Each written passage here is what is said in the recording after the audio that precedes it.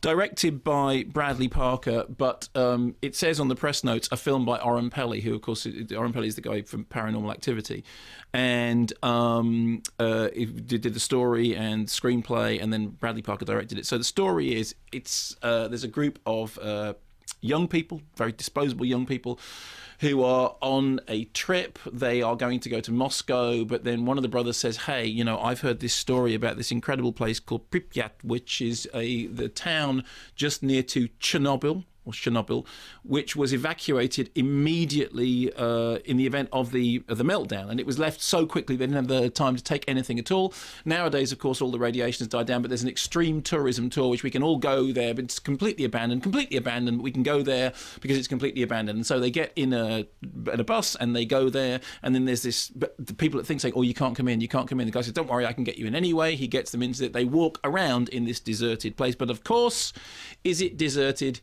Is it Heckers-like? Now, the thing with this is, there's become this lazy default setting with horror now, which is that in the wake of all those found footage movies in which everything had to be done on a shaky handheld cam, you know, everything looked like it was recorded on a mobile phone, whether or not, incidentally, there is any need for that motif. I mean, you look at something like Silent House, in which the camera is following them round. There's no reason it has to be shaky cam, whatever it's following. We're not actually pretending that somebody's going. In the case of Chernobyl Diaries, there aren't any diaries. That's one problem.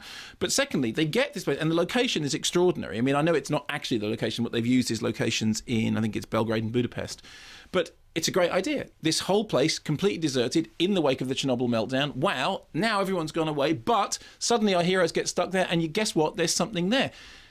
The idea is really good, and somewhere in there is an idea. The problem with it is they never find it. What they find is a bunch of people going,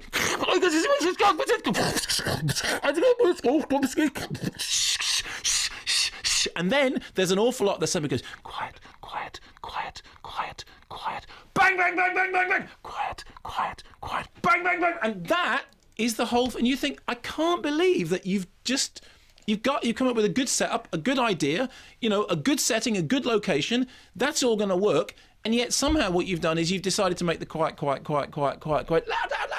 movie that you did before with Paranormal Activity. And biggest problem, not scary.